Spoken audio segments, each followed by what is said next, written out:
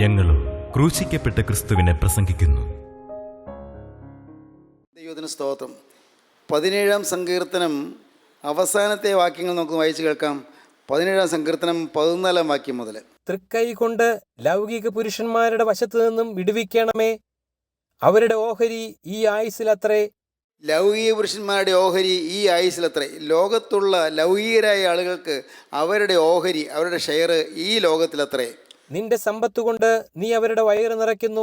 നീ നിന്റെ സമ്പത്ത് കൊടുത്ത് അവർ വയറ് നിറയ്ക്കുന്നുണ്ട്. അവർക്ക് ആവശ്യമുള്ളതെല്ലാം കൊടുത്ത് അവരെ നീ സമ്പന്നരാക്കുന്നുണ്ട്. നിന്റെ സമ്പത്ത് കൊണ്ട് അവരുടെ വയറ് നിറയ്ക്കുന്നുണ്ട്.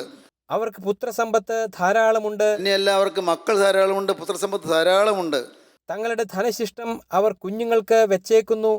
തങ്ങളുടെ സ്വത്തിൻ്റെ ബാക്കിയെല്ലാം കുഞ്ഞുങ്ങൾക്ക്, മക്കൾക്ക് വെച്ചേച്ചു പോകുന്നു. ഞാനോ നീതിയിൽ നിന്റെ മുഖത്തേക്ക് കാണും. ഞാൻ പക്ഷേ അങ്ങനെയല്ല. ഞാൻ മക്കൾക്ക് വേണ്ടി കരുതാതിരിക്കുന്നു എന്നല്ല, പക്ഷേ ഞാൻ നീതിയിൽ നിന്റെ മുഖത്തെ കാണും. അതിലാണ് എൻ്റെ സന്തോഷം. എൻ്റെ സന്തോഷം ഞാൻ നീതിയിൽ നിന്റെ മുഖത്തെ കാണും. ഞാൻ കർത്താവായ യേശുവിൻ്റെ അരികിലേക്ക് എത്തും. മരണത്തിൽ ഞാൻ നീതിയോടെ നിന്റെ മുഖത്തെ കാണും. ഞാൻ ഉണരുമ്പോൾ നിന്റെ രൂപം കണ്ട് തൃപ്തനാകും. ഞാൻ ഉണരുമ്പോൾ നിന്റെ രൂപം കണ്ട് തൃപ്തനാകും. ആ വാക്യം മലയാളത്തിൽ വായിക്കുമ്പോൾ വേണ്ടത്ര മനസ്സിലാകുന്നില്ല. കേൾക്കൂ, ശ്രദ്ധിച്ച് കേൾക്കൂ. These men whom you have filled with your treasures, so that their children and grandchildren are rich and prosperous. മക്കളും മക്കളുടെ മക്കളും ധനവും സമ്പന്നതയും ഉള്ളതായി അഭിവൃദ്ധിപ്പെട്ട് കഴിയുന്നതിൽ അതിൽ സന്തോഷിക്കുന്നതായ ഈ ലോക മനുഷ്യന്മാരുണ്ട്, ഈ ലോക പുരുഷന്മാരുണ്ട്, ലൗകിക പുരുഷന്മാരുണ്ട്. എന്നാൽ as for me, my contentment is not in wealth. എന്നെ സംബന്ധിച്ചിടത്തോളം എൻ്റെ സംതൃപ്തി ഈ ഭൂമിയിലെ സമ്പത്തിലല്ല. ബട്ട് ആസ് ഫോർ മീ, എന്നെ സംബന്ധിച്ചിടത്തോളം my contentment is not in wealth. എൻ്റെ സന്തോഷം, എൻ്റെ സംതൃപ്തി ഈ ലോകത്തിലല്ല. But in seeing you and knowing all is well between us. നിന്നെ നേരിട്ട് കാണാമെന്നുള്ളതിലാണ് എൻ്റെ സന്തോഷം. തന്നെയല്ല, ഞാനും ദൈവമേ നീയും തമ്മിൽ ഐക്യമാണ് എന്നുള്ളതാണ് സന്തോഷം. But as for me my contentment is not in wealth, but in seeing you and knowing all is well between us. And when I awake in heaven, ഞാൻ സ്വർഗത്തിൽ വന്ന് ഉണരുമ്പോൾ I will be fully satisfied. ഞാൻ മുഴുവൻ സംതൃപ്തനായിരിക്കും. I will see you face to face. നിന്നെ മുഖാമുഖം കാണുമെന്നുള്ളതിലാണ് എൻ്റെ സന്തോഷം. ദൈവത്തിന് സ്തോത്രം. ഇംഗ്ലീഷിൽ ഒന്നുകൂടെ കേൾക്കൂ. These men whom you have filled with your treasures, so that their children and grandchildren are rich and prosperous. But as for me, my contentment is not in wealth, but in seeing you and knowing all is well between us. And when I awake in heaven, I will be fully satisfied. I will see you face to face. സ്തോത്രം. നിന്നെ മുഖാമുഖം കാണുമെന്നുള്ളതിലാണ് എൻ്റെ സന്തോഷം. ഞാൻ ഉറങ്ങാൻ കിടന്നു, രാവിലെ ഞാൻ എഴുന്നേൽക്കുമ്പോൾ നിൻ്റെ മുഖാമുഖം കാണാൻ പറ്റുന്നു. കർത്താവേ, സ്വർഗത്തിൽ ഞാൻ ഉണരുന്നു. സ്വർഗത്തിൽ നീതിയുടെ അത്ഭുതകരമായ അനുഭവം പ്രാപിച്ചുകൊണ്ട് ഞാൻ ഉണരുന്നു. നീതീകരണം അനുഭവിച്ചുകൊണ്ട് ഞാൻ ഉണരുന്നു.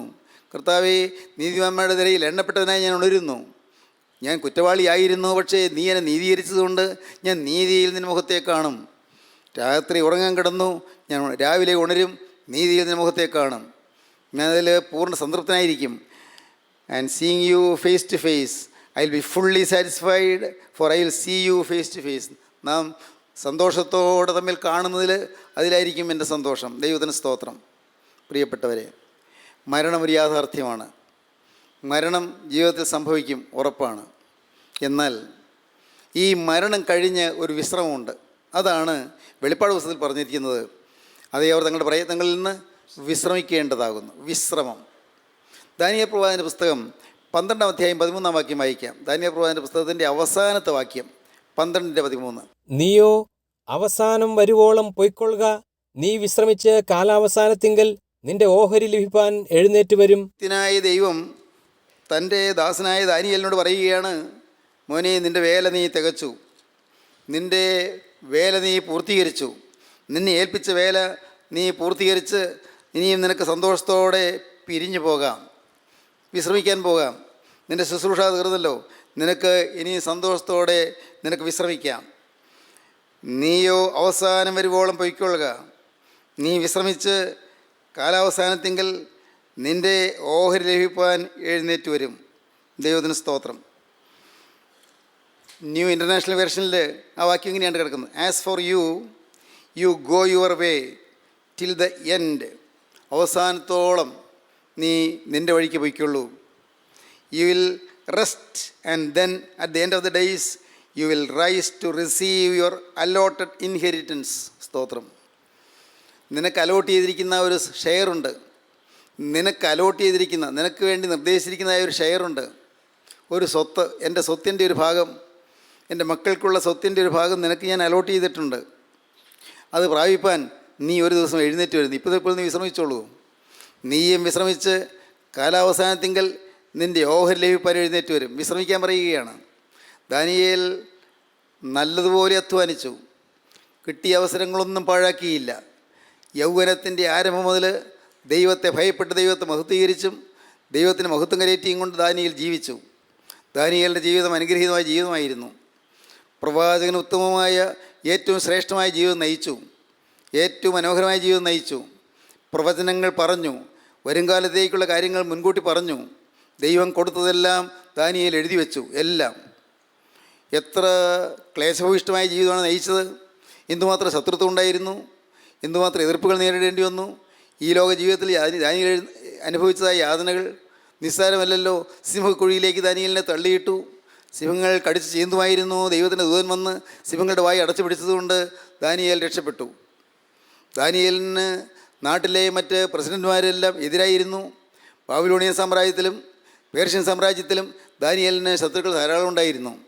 പേർഷ്യൻ സാമ്രാജ്യ അധിപതിയായ ഡേറിയസ് ചക്രവർത്തിയുടെ കാലത്ത് ദാനിയേലിൻ്റെ ശത്രുക്കൾ ദാനിയേലിനെ കൊല്ലുവാൻ പരിപാടിയിട്ടു. ദാനിയേൽ സിംഹക്കുഴിയിൽ ഇടാൻ പരിപാടിയിട്ടു. ഒട്ടേറെ പ്രതിസന്ധികൾ നേരിട്ടു. ഇതെല്ലാം കഴിഞ്ഞു. മോനെ, ഇനി നിനക്ക് വിശ്രമിക്കാം. നീ നിൻ്റെ വേല തികച്ചു. നീ ദാനിയേലേ, നീ ഇപ്പോൾ അവസാനം വരുവോളം പൊയ്ക്കൊള്ളുക. നീ വിശ്രമിച്ച് കാലാവസാനത്തിങ്കൽ നിൻ്റെ ഓഹരി ലഭിപ്പാൻ എഴുന്നേറ്റ് വരും. ഒരു ദിവസം നീ എഴുന്നേറ്റ് വരും. നീ ഉയർത്തെഴുന്നേൽക്കും ഒരു ദിവസം. ഇപ്പോൾ നിനക്ക് പോകാം, വിശ്രമിക്കാം. ഈ വിശ്രമം കഴിഞ്ഞ് നീ ഒരു ദിവസം ഉയർത്തെഴുന്നേറ്റ് വരും. ദൈവത്തിന് സ്തോത്രം. പ്രിയപ്പെട്ടവരെ, അതാണ് നമ്മുടെ പ്രത്യാശ, അതാണ് നമ്മുടെ ബലം. ഒരു ദിവസം ഞാൻ ഉയർത്തെഴുന്നേൽക്കും. ഞാൻ എൻ്റെ നാഥൻ്റെ ശബ്ദം കേട്ട് ഞാൻ ഉണരും. എൻ്റെ കർത്താവേ, നിത്യതയിൽ വിശ്രമിക്കുന്ന ഞാൻ അവിടെ ആ ശബ്ദം കേൾക്കും. നിത്യതയിൽ വിശ്രമിക്കുന്ന ഞാൻ എൻ്റെ കർത്താവിൻ്റെ ഗംഭീരനാഥം കേൾക്കും. പ്രധാന ദൂതനായ മീഖായേലിൻ്റെ ശബ്ദം ഞാൻ കേൾക്കും. ദൈവത്തിൻ്റെ കാഹളവും ഞാൻ കേൾക്കും.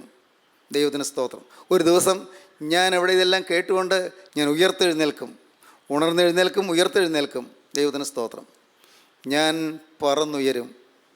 ഈയലുകൾ മണ്ണിൽ നിന്ന് പൊങ്ങിപ്പറന്ന് മേലോട്ട് പറന്ന് ഉയരുന്നത് പോലെ അനേകം വിശുദ്ധന്മാർ പറന്ന് ഉയരുന്ന കൂട്ടത്തിൽ ഞാനും കല്ലറകളിൽ നിന്ന് ഉയർത്തെഴുന്നേറ്റ് ഞാനും പറക്കും. ദൈവത്തിന് സ്തോത്രം. അതാണ് പ്രത്യാശ. പ്രിയപ്പെട്ടവരെ, നമ്മുടെ ജീവിതം നിസ്സാരമല്ല, വിലപ്പെട്ട ജീവിതമാണ്.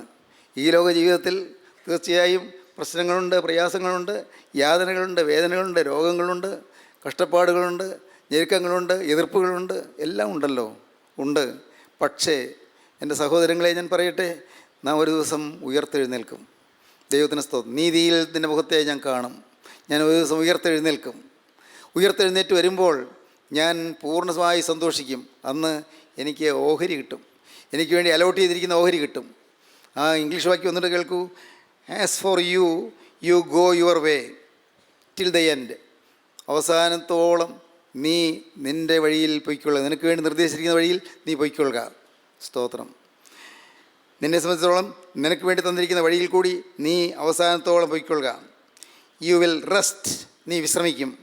And then at the end of the days, ആ ദിവസങ്ങളുടെ അറുതിയിൽ, നിത്യതയുടെ ദിവസങ്ങളുടെ അറുതിയിൽ, യു വിൽ റൈസ്. നീ ഉയർത്തെഴുന്നേൽക്കും. നീ ഉണർന്നെഴുന്നേൽക്കും. You will rise to receive your allotted inheritance. നിനക്ക് വേണ്ടി അലോട്ട് ചെയ്തിരിക്കുന്ന അവകാശം നിനക്ക് പ്രാപിക്കാനായി, സ്വത്തിൻ്റെ ഷെയർ പ്രാപിക്കാനായി നിനക്ക് എഴുന്നേറ്റ് വരാം. അപ്പൻ്റെ സ്വത്തിൻ്റെ ഷെയർ നിനക്ക് കിട്ടും. സ്തോത്രം. ദൈവത്തിന് സ്തോത്രം. ഏതാണ് ഈ സ്വത്ത്? നമുക്കാർക്കും അറിഞ്ഞുകൂടാ. ആർക്കും അറിഞ്ഞുകൂടാ. കണ്ണ് കണ്ടിട്ടില്ല, ചെവി കേട്ടിട്ടില്ല, ഒരു മനുഷ്യൻ്റെ ഹൃദയത്തിൽ നിരൂപിച്ചിട്ടുമില്ല. ഏതോ ഒരു വലിയ സ്വത്ത്. എന്താണാവോ? ചെല്ലുമ്പോഴറിയാം. ദൈവത്തിന് സ്തോത്രം. ആർക്കും നിരൂപിക്കാൻ പറ്റുകയില്ല, ആർക്കും ചിന്തിക്കാൻ പറ്റുകയില്ല. പിതാക്കന്മാർ പാടിയില്ലേ, ഉന്നത രാജ്യമതും ശാശ്വത ജീവിതവും നിർമ്മലരാധിക്കുമോ സത്തമശിഹാഭക്തന്മാരർഹിക്കുന്ന മഹാഭാഗ്യം. ജഡനേത്രം ദർശിക്കുകയോ ശ്രവണം കേൾക്കുകയോ ഹൃദയം തേറുകയോ ചെയ്തിട്ടില്ലേ. ഉന്നതമായ രാജ്യമാണത്, ശാശ്വതമായ ജീവിതമാണത്. നിർമ്മലർ മാത്രമേ അത് ആർജിക്കുകയുള്ളൂ, പരിശുദ്ധന്മാർക്ക് മാത്രമേ ലഭിക്കുകയുള്ളൂ. നിർമ്മലർ മാത്രമേ ആർജിക്കുകയുള്ളൂ. സത്വ മിശിഹാഭക്തന്മാർക്ക് മാത്രമേ അതിന് അർഹതയുള്ളൂ. സത്വന്മാരായ പുണ്യവാന്മാരായ മിശിഹാഭക്തന്മാർക്ക് മാത്രമേ അതിന് അർഹതയുള്ളൂ. ആ മഹാഭാഗ്യം കണ്ണ് കണ്ടിട്ടില്ല, ചെവി കേട്ടിട്ടില്ല, ഒരു മനുഷ്യൻ്റെ ഹൃദയത്തിൽ നിർമ്മിച്ചിട്ട് പോലുമില്ല. ആർക്കും ഊഹിക്കാൻ പറ്റാത്തതായ മഹാഭാഗ്യം എന്താണാവോ? എന്തിനാണ് ചിന്തിക്കുന്നത്? ആർക്കും അറിയാൻ പാടില്ലെന്നല്ലേ കർത്താവ് പറഞ്ഞത്? അറിയാൻ വയ്യ. ദൈവത്തിന് സ്തോത്രം. പക്ഷെ ഒന്നുണ്ട്, ഉറപ്പാണ്. എൻ്റെ സ്നേഹിതരെ, ഇവിടെ യാതന സഹിച്ചും, ഇവിടെ കഷ്ടതയേറ്റും, ഇവിടെ ദുരിതമേറ്റും, ഇവിടെ തെറ്റിദ്ധാരണയുടെ മുള്ളുകളേറ്റും, ഇവിടെ ആക്രമണങ്ങളേറ്റും വലഞ്ഞു കഴിയുന്ന പാവപ്പെട്ട മനുഷ്യൻ, അവൻ യേശുക്രിസ്തുവിനെ ഹൃദയത്തിൽ നാഥനും കർത്താവായി സ്വീകരിച്ച് കർത്താവിൻ്റെ തിരക്തത്താലുള്ള കഴികൾ പ്രാപിച്ച് ഈ ഭൂമിയിൽ വിശുദ്ധനായി ജീവിച്ചിട്ടാണോ കടന്നു പോകുന്നത്? ദൈവത്തിന് സ്തോത്രം. ഇവിടെയുള്ളതെല്ലാം നിസ്സാരമെന്ന് ക്ഷണികമെന്ന് എണ്ണിയായിട്ടാണോ കടന്നു പോകുന്നത്? വ്യക്തം. അവിടെ ചെല്ലുമ്പോൾ ഒരു ഷെയറുണ്ട്. ദൈവത്തിന് സ്തോത്രം. ഒരു ദിവസം ആ ഷെയർ നിൻ്റെ കയ്യിലേക്ക് തരാനായി നീ ഉയർത്തെഴുന്നേറ്റ് വരും, നാഥൻ്റെ കയ്യിൽ നിന്ന് നേരിട്ട് ഷെയർ വാങ്ങാൻ. ദൈവത്തിന് സ്തോത്രം.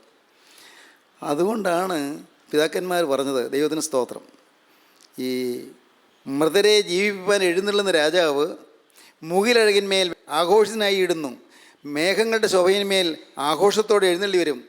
മരിച്ചവരെ ഉയർപ്പിക്കുന്ന രാജാവ്, മരിച്ചവരെ ഉയർപ്പിക്കുന്ന രാജാവായ കർത്താവായ യേശുക്രിസ്തു ആകാശമേഘങ്ങളുടെ ശോഭയിന്മേൽ അവിടുന്ന് ആഘോഷത്തോടെ ആരവാരത്തോടെ സ്വർഗീയ സേനകളുടെ അകമ്പടിയോടുകൂടി അവിടുന്ന് എഴുന്നള്ളി വരും. അന്ന് നയവാന്മാർ മാത്രം, വിശുദ്ധന്മാർ മാത്രം, നീതിവാന്മാർ മാത്രം, നയവാന്മാർ തൻ മുൻ കൊമ്പിൻ നാദം കേട്ടിട്ട്, തൻ്റെ വരവിൻ്റെ മുൻപുള്ള കാഹളനാദം കേട്ടിട്ട് അങ്കി അണിഞ്ഞ് എതിരേൽപ്പാനായി പോയിടുന്നു. സ്തോത്രം. ഏതാ ഈ അങ്കി? അതാണ് നീതിയിൻ വസ്ത്രം. ഞാൻ നീതിയിൽ നിൻ്റെ മുഖം കാണുമെന്ന് പറഞ്ഞത് ആ അങ്കി, അതാണ് നീതിയിൻ വസ്ത്രം. മൃതരെ ജീവിപ്പിപ്പാനെഴുന്നള്ളും രാജാ മുകിലഴകിന്മേലാഘോഷിതനായിടുന്നു നയവന്മാതൻ മുൻ കൊമ്പിൻ നാദം കേട്ടി അങ്കിയണിഞ്ഞെതിരേൽപ്പാനായി പോയിടുന്നു. കർത്താവിനെതിരേൽപ്പാനായി അനേകം വിശുദ്ധന്മാർ ഉയർത്തെഴുന്നേൽക്കുന്ന കൂട്ടത്തിൽ നാമും ഉയർത്തെഴുന്നേൽക്കണം. കാരണം ഞാനൊരു നീതിമാനാണെങ്കിൽ മാത്രമേ എനിക്ക് ഉയർത്തെഴുന്നേൽക്കാൻ പറ്റുകയുള്ളൂ. ഞാനൊരു വിശുദ്ധനാണെങ്കിൽ മാത്രമേ ഉയർത്തെഴുന്നേൽക്കാൻ പറ്റുകയുള്ളൂ. കാരണം വെളിപ്പാട് 20-ാം അധ്യായത്തിൻ്റെ 6-7 വാക്യങ്ങൾ വായിക്കുമ്പോൾ കാണാം, ഒന്നാമത്തെ പുനരുത്ഥാനത്തിൽ പങ്കുള്ളവൻ ഭാഗ്യവാനും വിശുദ്ധനുമാകുന്നു. പുനരുത്ഥാനം 2 ഉണ്ട്, ഉയർത്തെഴുന്നേൽപ്പ് 2 പ്രാവശ്യമുണ്ട്. 1 ഒന്നാമത്തെ പുനരുത്ഥാനം, 2 രണ്ടാമത്തെ പുനരുത്ഥാനം. ശ്രദ്ധിക്കൂ, ഒന്നാമത്തെ പുനരുത്ഥാനം എന്ന് പറയുന്നത് വിശുദ്ധന്മാരുടെ ഉയർത്തെഴുന്നേൽപ്പാണ്. അപ്പോൾ മാനസാന്തരപ്പെടാത്തവരായി, കർത്താവായ യേശുവിനെ സ്വീകരിക്കാത്തവരായി, ജീവിതത്തിൽ മാറ്റം വരാത്തവരായുള്ളവർ അവരെല്ലാം മരിച്ച കല്ലറകളിൽ കിടക്കും. ആ കല്ലറകൾ തുറക്കുകയില്ല. എന്നാൽ വിശുദ്ധന്മാരായി കടന്നുപോയവർ, ജീവിതം ക്രിസ്തുവിന് സമർപ്പിച്ച് ക്രിസ്തുവിൻ്റെ തിരക്തത്താൽ കഴുകപ്പെട്ടവരായി, നീതിൻ വസ്ത്രം ധരിച്ചവരായി, ഈ ഭൂമിയിൽ നിന്ന് മാറ്റപ്പെട്ടവർ, അവർ മാത്രം, അവർ വിശുദ്ധന്മാർ, നയവാന്മാർ, നീതിവാന്മാർ, അവർ മാത്രം അപ്പോൾ ഉയർത്തെഴുന്നേൽക്കും. ദൈവത്തിന് സ്തോത്രം. അതാണ് ഒന്നാമത്തെ പുനരുത്ഥാനം. വിശുദ്ധന്മാരുടെ പുനരുത്ഥാനമാണ് ഒന്നാമത്തെ പുനരുത്ഥാനം. ഒന്നാമത്തെ പുനരുത്ഥാനത്തിൽ പങ്കുള്ളവൻ ഭാഗ്യവാനും വിശുദ്ധനുമാകുന്നു. അവരുടെ മേൽ രണ്ടാം മരണത്തിന് അധികാരമില്ല. ദൈവത്തിന് സ്തോത്രം. രണ്ടാം മരണത്തെക്കുറിച്ച് പറയാൻ ഇപ്പോൾ ഈ സമയം ഞാൻ എടുക്കുന്നില്ല. ഒന്നാമത്തെ പുനരുത്ഥാനത്തിൽ പങ്കുള്ളവൻ ഭാഗ്യവാനും വിശുദ്ധനുമാകുന്നു. ഒന്നാമത്തെ പുനരുത്ഥാനം. ഒരു വിശുദ്ധനാണെങ്കിൽ മാത്രമേ അതിൽ പങ്കു കിട്ടുകയുള്ളൂ. നിങ്ങളെന്ത് പറയുന്നു? ഞാൻ വിശുദ്ധനായോ? അല്ല, വിശുദ്ധനാകാനുള്ള പരിപാടിയുണ്ടോ? എൻ്റെ ജീവിതം ഞാൻ കർത്താവിന് സമർപ്പിച്ചിട്ടുണ്ടോ? അശുദ്ധി കഴുകിക്കളഞ്ഞിട്ടുണ്ടോ? കുഞ്ഞാടിൻ്റെ രക്തത്തിൽ അങ്കി അലക്കി വെളുപ്പിച്ചിട്ടുണ്ടോ? യേശുക്രിസ്തുവിൻ്റെ രക്തത്തിൽ ഞാൻ കഴുകി പ്രാപിച്ചിട്ടുണ്ടോ? നോക്കൂ പ്രിയപ്പെട്ടവരെ, നിങ്ങൾക്കറിയാമല്ലോ നിങ്ങളുടെ ജീവിതത്തിൽ ഇപ്പോൾ കളങ്കമുണ്ടോ? ആരോടെങ്കിലും നീരസമോ കയ്പോ ഉണ്ടോ? ആരോടെങ്കിലും ഏതെങ്കിലും തരത്തിലുള്ള വാശിയോ വഴക്കോ പിണക്കമോ ഉണ്ടോ? നോക്കൂ, വൈരാഗ്യമോ പകയോ വിദ്വേഷമോ പ്രതികാരചിന്തയോ ഉണ്ടോ? ഏതെങ്കിലും കാര്യത്തിൽ അസഹിഷ്ണുതയുണ്ടോ? ഇൻടോളറൻസ്, അസഹിഷ്ണുതയുണ്ടോ? ഏതെങ്കിലും കാര്യത്തിൽ നിങ്ങൾക്ക് കടുംപിടുത്തമുണ്ടോ? ദുശാഠ്യമുണ്ടോ? എൻ്റെ അഭിപ്രായം നടക്കണം, ഞാൻ പറഞ്ഞത് നടക്കാവൂ എന്നുള്ള ഏതെങ്കിലും കടുംപിടുത്തങ്ങളുണ്ടോ നിങ്ങൾക്ക്? നിങ്ങളുടെ ഹൃദയത്തിൽ അഹങ്കാരമുണ്ടോ? നിങ്ങളുടെ ഭാര്യയുമായിട്ട് ഐക്യത്തിലാണോ? ഭർത്താവുമായിട്ട് ഐക്യത്തിലാണോ? പാവം ഭാര്യയെ നിങ്ങൾ ഉപദ്രവിക്കാറുണ്ടോ? ആ സഹസ്ത്രീയെ ദണ്ഡിപ്പിക്കാറുണ്ടോ? ആ സ്ത്രീയുടെ മനസ്സിനെ ദണ്ഡിപ്പിക്കാറുണ്ടോ? മനസ്സിനെ മുറിപ്പെടുത്താറുണ്ടോ? നിങ്ങൾ ചിന്തിക്കൂ പ്രിയപ്പെട്ടവരെ, നിങ്ങളുടെ ജീവിതം വിശുദ്ധമാണെന്ന് നിങ്ങൾക്ക് തോന്നുന്നുണ്ടോ? ഇന്ന് മദ്യത്തിൻ്റെ അടിമയല്ലേ നിങ്ങൾ? മദ്യത്തിൻ്റെ അടിമ, കഞ്ചാവിൻ്റെ അടിമകളായ ആളുകളുണ്ട്, മയക്കുമരുന്നിൻ്റെ അടിമകളായ ആളുകളുണ്ട്. ഇന്ന് സുബോധമില്ലാത്തവരെ പോലെ വെറുക്കൂത്തിൽ മുഴുകിക്കിടക്കുന്ന ചെറുപ്പക്കാരുണ്ട്. അല്ല, ചെറുപ്പക്കാർ മാത്രമല്ല പ്രിയപ്പെട്ടവരെ, അശുദ്ധ ചിത്രങ്ങൾ രസിക്കുന്ന മനുഷ്യരുണ്ട്, വേണ്ടാത്ത പടങ്ങളിൽ ആസ്വദിക്കുന്ന ആളുകളുണ്ട്. പ്രിയപ്പെട്ടവരെ, മ്ലേച്ഛതയിൽ രസിക്കുന്ന മനുഷ്യരുണ്ട്. ഇതെല്ലാം വെച്ചുകൊണ്ട് ദൈവരാജ്യത്തിൽ പോകാമെന്നാണോ നിങ്ങൾ വിചാരിക്കുന്നത്? ഇല്ല പ്രിയരെ, ഇല്ല. ദൈവത്തിന് സ്തോത്രം. വിശുദ്ധന്മാർ മാത്രം ഒന്നാമത്തെ പുനരുത്ഥാനത്തിൽ പങ്കുള്ളവരാകും. വിശുദ്ധന്മാർ മാത്രം. ദൈവത്തിന് സ്തോത്രം. ദൈവത്തിന് വലിയ നാമം മഹത്വപ്പെടട്ടെ. ഒരശുദ്ധനും അവിടെ കടന്നു വരികയില്ല, ഉറപ്പാണ്. ഒരശുദ്ധനും പ്രവേശിക്കുകയില്ല. ദൈവരാജ്യത്തിൽ ഒരശുദ്ധനും പ്രവേശനമില്ല. ഈ വാക്യങ്ങളെല്ലാം നാം കേട്ടിട്ടും പിന്നെയും നാം മനഃപൂർവ്വം പാപത്തിലേക്ക് പോയാൽ എന്താണ് സ്ഥിതി? നിങ്ങൾ ചിന്തിച്ചിട്ടുണ്ടോ?